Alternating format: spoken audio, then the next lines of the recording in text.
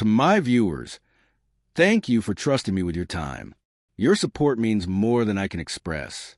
Tonight, I promise a story that will grip you, heartbeat by heartbeat.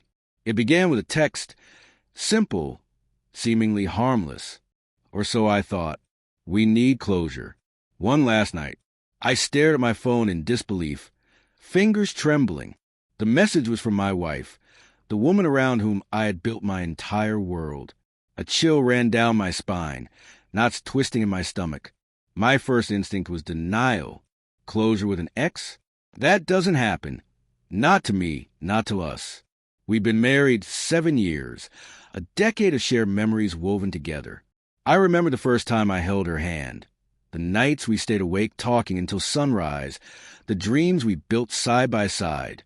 And now, this single line threatened to unravel everything. I confronted her gently, trying to mask the storm inside.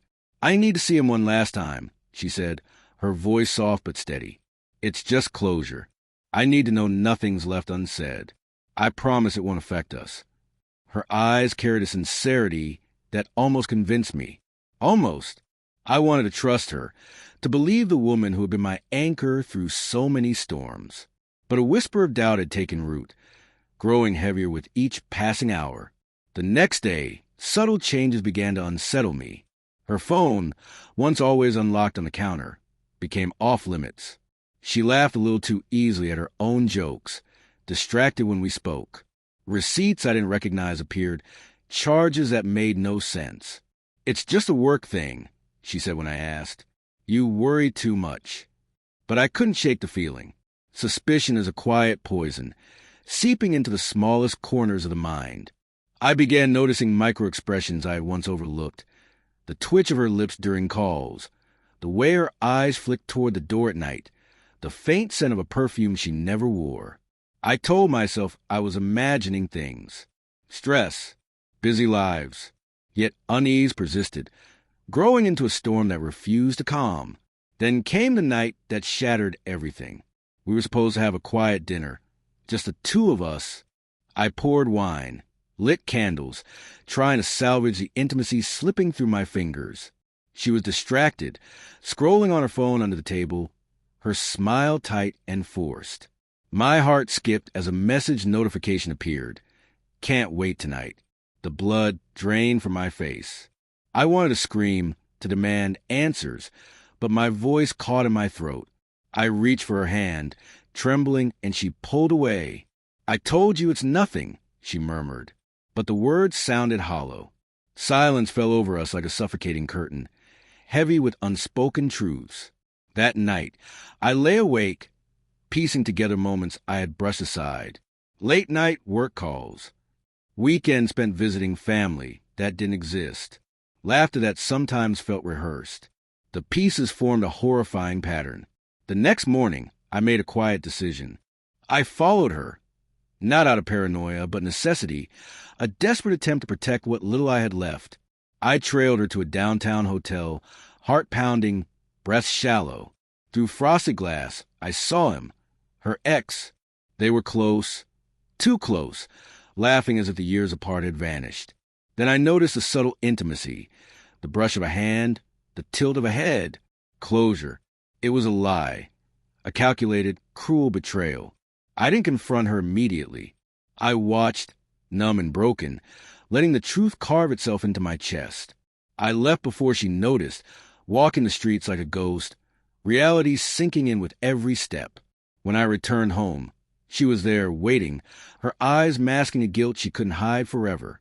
She started to speak, but I cut her off. Save it, I said, voice calm but cold. I saw everything. The closure you needed wasn't for him. It was for you. Her face went pale. The walls of our life, the home we built, the dreams we shared, the trust one had given unconditionally, collapsed in that instant. The next hours blurred. Silent packing. I couldn't watch her touch our life with hands that had betrayed it. She didn't cry. She didn't beg.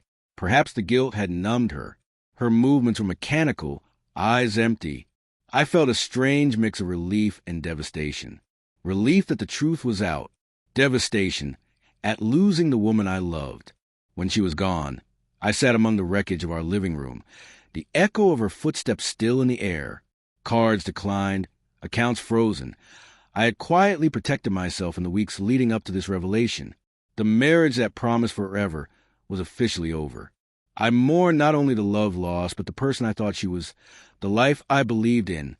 Weeks later, walking past a cafe where we had shared laughter and dreams, I paused, tasting the bitter residue of what had been.